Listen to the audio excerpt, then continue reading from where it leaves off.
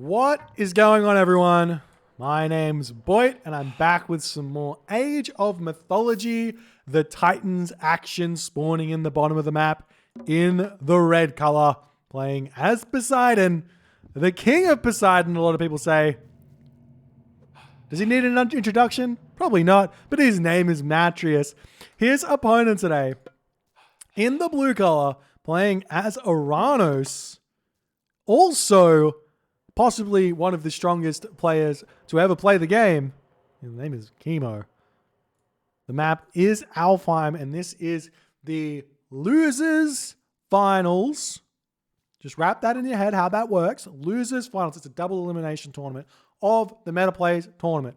I have handpicked 2 games from this series to cast. So if you're wondering where those other games are, check out Meta Plays. I'll leave a link in the description and you can go and watch them. I believe Nakamura and Hagrid cast those, or maybe it was for fuck's sake, Danny. So I can't remember who actually. I don't know actually who cast them, but neither here nor there. If you want to watch the other games, go over there. So we've got the map Alfheim. We've got a Poseidon versus Oranos war here, and this is something that, if you talk to Poseidon players, they will be of the opinion that Oranos is one of their hardest matchups to win. The Poseidon-Oranos matchup is, I would say, slightly Oranos favored. But there are win conditions for Poseidon to try and fulfill. It's a very, very dynamic matchup, very, very map-based matchup. And guess what we're seeing right here for Matreiuss? He's found himself a beautiful amount of deer. He's found himself fantastic hunt here. This is 2 town center Poseidon at its finest here with this food here. The only problem right now for Matreiuss is he can't realistically go 2 town center with a gold mine this exposed. Because if you go 2 town center with a gold mine like this, Kimo can just go Oranos. He can go full Oranos on you, and you don't have to worry about anything.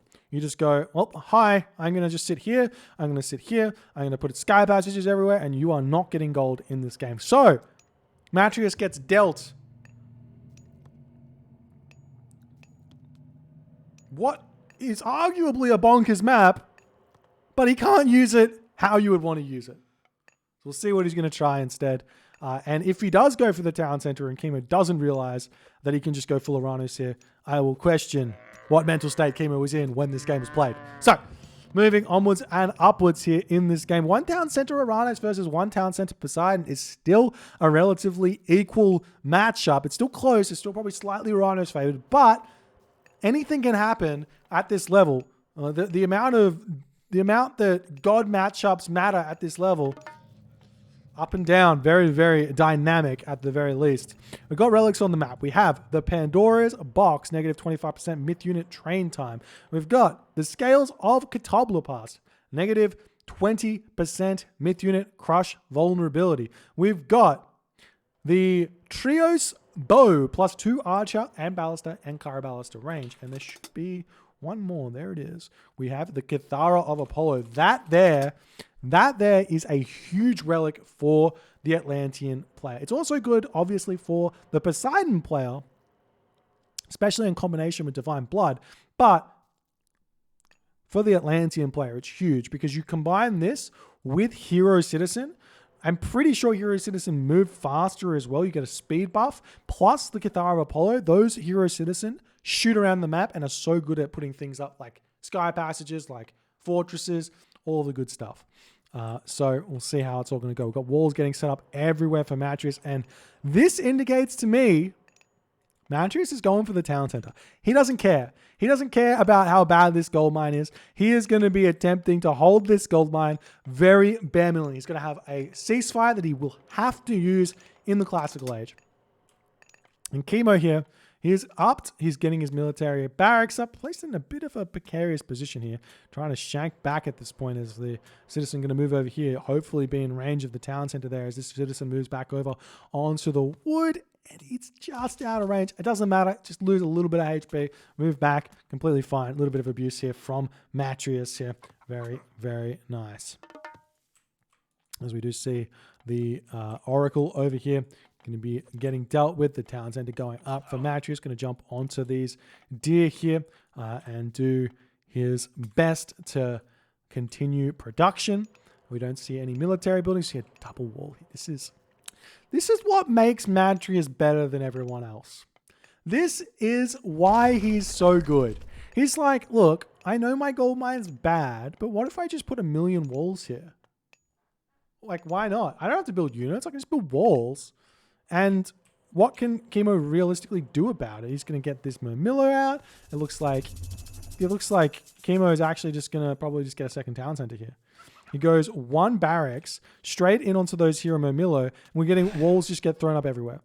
So this is indicating to me that this game will probably go into a 3 town center Kimo, 2 town center Matreiuss situation. I love that Kimo has not got himself a second military building. This is something we don't see very much from the Atlantean players at all. Now, what I think Kimo should do here is grab this town center first and then grab this town center. But he's doing it the other way around, which is fine, but it oftentimes can lead to you getting pushed back here as we do see this wall getting taken out. Another wall coming up over for Matreiuss. He's completely fine here. And the Hippolyta says, get out of here. You can send those Murmillo heroes around to pick up all 4 relics now. You've got map control. Matreiuss has clearly stated, I'm not going to build a single unit this game. And I really, really hope that this stable here doesn't build a single Hippocon. What I want to see from Matreiuss with this map, with this situation, with what he's done, is a fast mythic. I think it would be so strong. I don't think that Kimo would be able to push in at all here with this map. There's so many hurtables here. You can easily get Mythic Age, and then you're completely home free in this game. You've overcome everything. You just have to get a town center back, and you can get you can be very, very happy here. He's also got this gold mine here as well, so he's even got a second gold mine. That's completely fine. We are seeing now Kimo going to try and push through this way. The Hippolyta coming forward. We don't see a fast third town center for Kimo, which is a little bit worrying. As the Hippolyta coming over here, the Centaur going to get some free chip damage done. The unit's getting pulled back. And this wall going to come up very, very shortly here as well. There's another Valor, getting another Hero Citizen. Nice play from Kimo to make sure he's getting those and not wasting his Valors elsewhere. Going to come over onto this location and possibly try and bash through all of these walls to get into Matreiuss's position. Oh, we're seeing farms getting thrown up. Like, I get the farms, and this indicates that Matreiuss is going to stay in the classical age. So the actual build that I was suggesting is everything onto hurtables until that's gone, and then once it's gone, come over to gold and buy Mythic Age, and then farm. That way you get plenty vault, and you get just a dream. Absolute dream. And now we see the wooden wall getting taken out here. The Murmillo, there's one very low HP Murmillo here. Matreiuss just absolute wall abuse in this game. He's even going to wall this off with houses as well. Absolutely love to see that. And the Centaur might actually also kill off this Murmillo. Oh, missed. Missed. Ouch. There's still 2 very low HP Murmillo here. Dead. One dead. The other one. Oh. Jukey Jukes. Nope. Centaur gets caught out. Hippocon coming over here to defend. Village is retreating. Imagine Curse right now. I'm just saying it could have been Heroic Age now. Imagine Curse. You don't have anything to deal with. I know that my strategic genius, you can't really fathom it. But come on, guys. Come on. You see this walking. Oh, I love this Murmillo here. Just making sure that this doesn't get walled back off so the units don't get stuck in here. Now Kimo's getting some good value over here, dealing with these units nicely. Hippolyta in the back, launching and getting a whole bunch of damage. And then you also get those pigs to keep gathering food from. Guys, come on. Poseidon's easy. Alrighty. Kimo retreating back, doing his stuff. Hippocon getting taken down here. Termite in the back. Gonna get some good damage done onto those Toxotes, as well as Matreiuss decided to go Hippocon Toxote instead of Hoplite Hippocon like we normally see. And Matreiuss does have the resources to go up food-wise, just lacking the gold. He does have himself a pickaxe, which is great. So he'll be able to get that gold really quickly if he cuts units. Does he have an armory up? I don't see an armory anywhere. Yeah, no armory just yet. Matreiuss always does that. He always forgets the armory. Or not, maybe not necessarily forgets it, but just like delays it quite a bit. And he is currently housed. Sometimes he does that on purpose, but I don't think it's like that in this game. As Kimo still pumping units. He's 113 of 130 population. It's the 87 of 100 population of Matreiuss.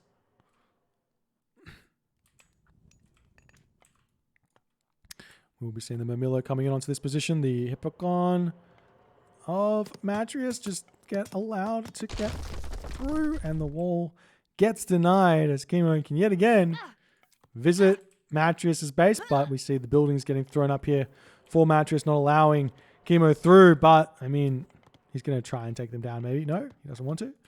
So it's better retreat, and Matreiuss with the resources. The armory's up. Aphrodite. Let's go.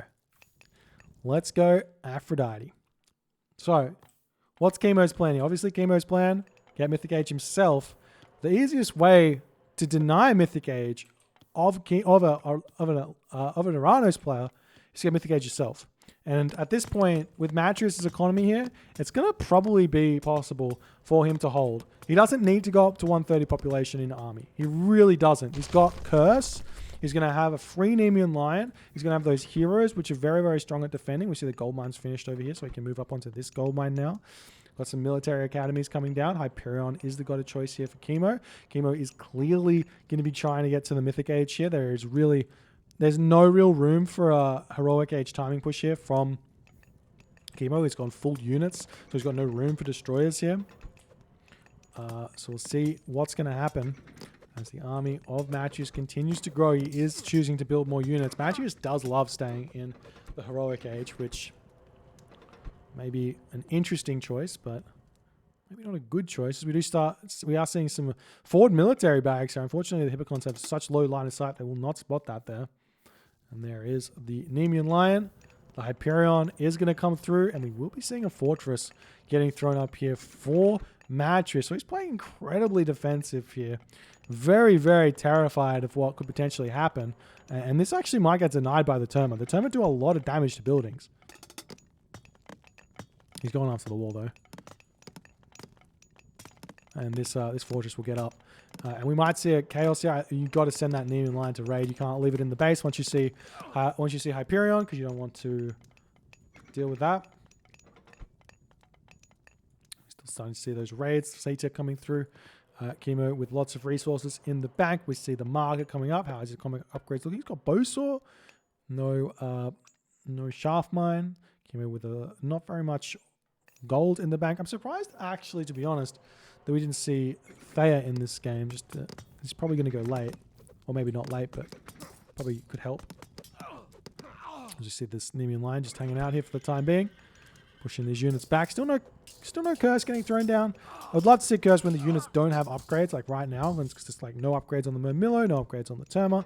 Means it does the max amount of damage, and Kimo is going to be clicking up here. As Matreiuss throwing more farms down. Don't see, well, there is a market here, so he does have the plan to go up. He just did a little bit of trading there, and he will be able to advance very, very shortly. And he's going to be getting up at exactly the same time as Kimo. Beautiful play here from Matreiuss to be able to make sure he does that, because that means that he gets out Polyphemus, and that's GG to the Tartarian Gate. So now the question comes, what can Kimo actually do? He's clicked up Mythic Age. The best play here for Kimo is actually 4 town centers behind this. So Tartarian Gate goes down. You put some pressure on, you get this town center up, you start a trade route in the corner of the map, and you just try and hold on to that town center. If you lose the town center, you probably lose the game, or at the very least, you have to get some late game shenanigans going on. So you do see a side sky passage coming up for Kimo. But Matreiuss will have a Hephaestus, he'll have Forge of Olympus. He won't take any damage to Tartarian Gate. His economy is huge, 76 villages currently. So he is sitting pretty right now. As we are seeing Kimo trying to get this town center up. The army of Kimo coming in here. There is still Curse available. Huge shockwave, but big Curse coming down. 6 pigs here. You can send those all back to his base if he so chooses in order to eat those. Oftentimes we don't see them getting eaten, but they are much better than farms, that's for sure. And the settlement halfway up right now. This one Toxotes is sacrificing his life to say, I'm going to deny this. I'm going to deny this. Do we see the pigs getting taken home? Yes. And both players hit that Mythic Age at the same time. Got the Plentivol. And there's actually like, there's no real way into Matreiuss' base to click Tartarian. I actually think that Tartarian, like Hecate, was a big mistake here from Kimo. Going for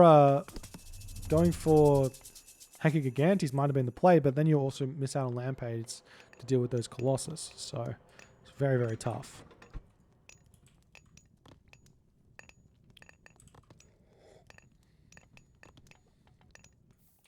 We do see the base opening up over here. We're getting Masons to come through. The army is over here. Still no Tartarian Gate getting thrown down. The army retreating back. We see the front get opened up here by some of those hero destroyers. They do so much damage. And we will be seeing that that Tartarian Gate get thrown down here. I'd love to see a Chaos on this. Do we have that? You do have a Chaos available. Or even the Lampede just coming in and sniping that one. More wall. Ooh, some walls coming up here for Kimo. I like that. Especially with the help of that hero citizen. And there is the Polyphemus. The Tartarian Gate killer himself. So no attempt at this town center. We've got so many upgrades coming in for Matreiuss as well. As the Lampede is circling around, wants to get in and hit this. Not able to do it just yet.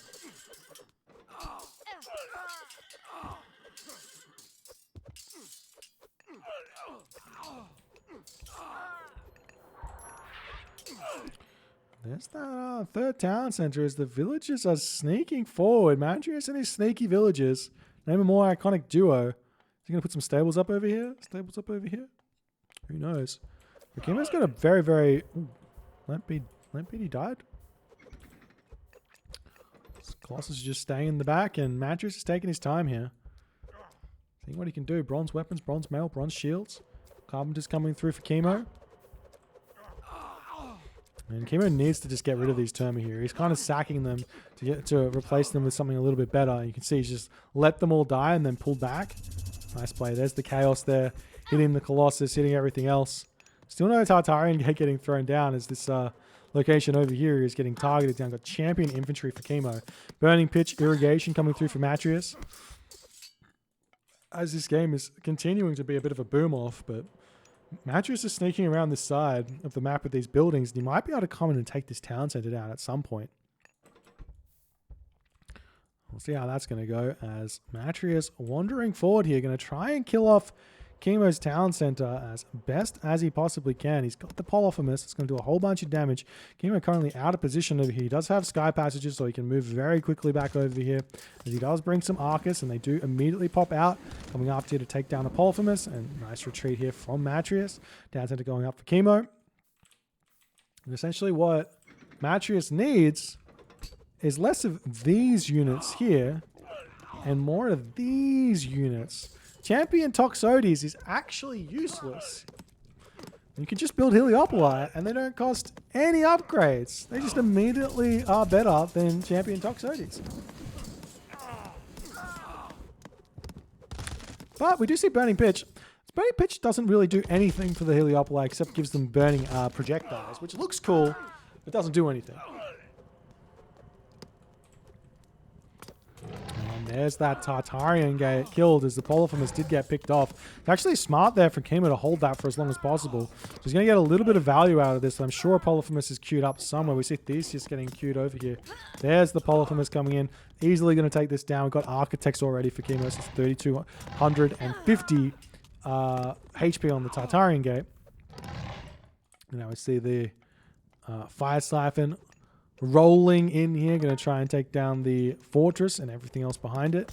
There we go. Polyphemus pops out. Click. Matreiuss. Matreiuss. He's in the chat. Click on the Tartarian gate. There we go. I'm helping. Now we can see Kimo has actually worked out a very... He actually has a epiphany, if you will. An epiphany. If he kills off this is the only gold mine that Matreiuss has. This is beautiful play here from Kimo. Applying pressure where he needs to. He's got the 4 town centers. He's going to push off gold, get a gold star. There's no trade routes set up right now. There is a market here, so he can trade to this town center. We will be seeing a ceasefire from Matreiuss as he's like trying to hold on here. More buildings get thrown down, but Matreiuss is running short of food here. Tartarian Gate doing a lot of damage. Might want to bring his heroes back over here and see what he can do.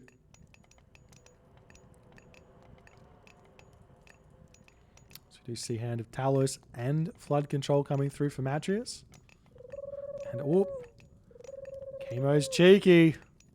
Cheeky wall. You could cut through this and then open a hole here to get out, but not sure it matters at this point. These villages are not long for this world. As Kimo's army is gigantic here. He's got himself iron weapons here. Champion Fanatics, decent upgrades. How about Matreiuss' upgrades? He's got full iron though. And it's just scary for both players at this point. Both players very strong armies. And it's looking like Kimo is going to try and sit on this position here. Do we have any attempt at moving forward? Not really. Random citizen just sitting idly by here. And Matreiuss does decide to pull back here, realizing maybe I can't fight this. He has champion, infantry champion, Arcus, bronze shields coming through. Economy's huge, 180 population, the most Matreiuss market you've ever seen in your entire life. Yes, it is very much worth it to put this in the corner.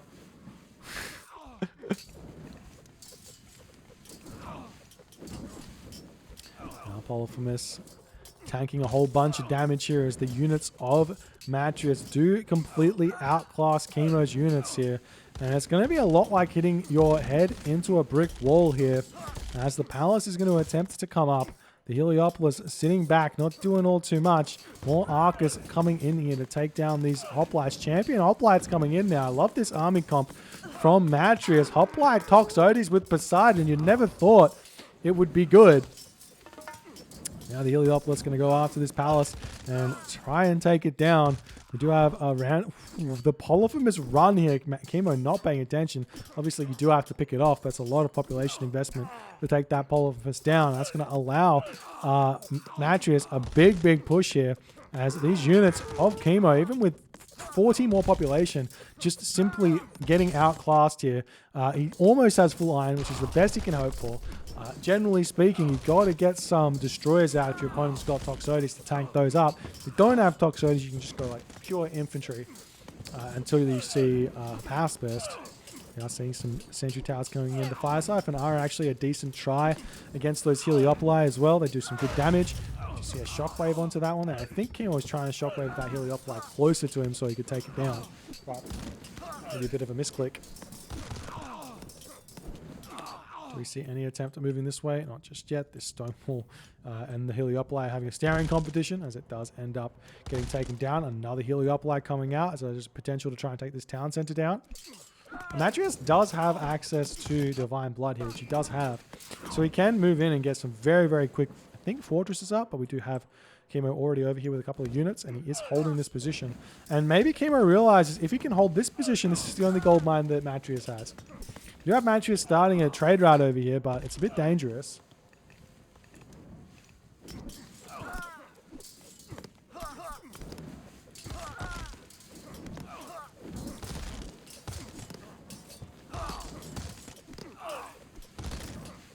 We see the Fire Siphon getting taken down over here. That one falls. Champion Arcus doing their best over here. A couple of units getting held in reserve for Kimo. Not exactly sure what's going on there. And Matreiuss has to be aware. How does he get gold? He's going after this gold mine. Kimo hasn't set up over here. The sky passage has been taken out. We do see a sky passage getting thrown up over here. Kimo potentially realizing that he does need to be in two separate places at once here. And Matreiuss smartly retreating back. But what can happen here is you just send some villagers that are over here, which is actually what Matreiuss is doing, onto this gold mine. We do see a fortress getting thrown up here. Very smart play from Matreiuss to flip that front there. A little bit lackluster or a little bit careless from Kimo to not throw up a palace here. But Matreiuss will get his fortress up on that position as Kimo is continuing to push through here. We do see these watchtowers getting up, and this will allow Kimo to hold this position here. He does have full iron now, so the unit's fully upgraded. No way to get ahead in tech. It's just about army positioning, putting pressure in the right positions, and holding this town center as best as he can. Still, 180 pop to 140 pop. Kimo holding on to his advantage, but Matreiuss trying to push back as best as he can. As the fortress comes up, we do see a gold colossus coming in. You've got to be very aware of these coming and being ready to build those lampades. You see over here, no lampade on the map. We do see a chaos, obviously. That was the last one for Kimo, so he does have to start worrying about those colossus in the very near future now. We just see a dead donkey caravan. Some weird market placement you could put here, which would be actually really, really nice for Matreiuss as well. As we do see Kimo trying to push back over here. The Hypaspists are coming in, getting a lot of damage. So there is like very much reason to be building Contarius here as well. Whenever Hypaspists come out, the best unit to deal with against Hypaspists was Contarius. So you do have to continue getting those upgrades. Kimo's got a lot of resources in the bank, so he could set up at the very least heavy Contarius before going in with the champion Contarius. But in that moment here, Matreiuss does decide to tap out, realizing Kimo just that little bit too far in front here. Matreiuss not able to get that town center back that he really needed to do. There was no significant timing that Matreiuss could pull off here. I do think that given this map, the best play that Matreiuss probably could have done was, or even given the strategy he did now, but the best play he could have done would have probably been to go 2 town center fast mythic, given all these walls, and then the point at which the units were running through his base, he could have cursed that, he could have grabbed those herdables, eaten that, defended the units with his heroes, didn't need to build too many units, and then once he hits the mythic age, he can go in with like Hoplite, Heliopoli, an easy push through the Atlantean player, at the very least get the town center back, but that wasn't the case here. And Kimo showed a very, very nice hold of this position that he managed to getting those early units out, taking control of the map, playing it very nice. If you guys enjoyed this game, please consider hitting the follow button on the Twitch. If you're on the YouTube, hit that subscribe button, and I'll see you guys in the next game.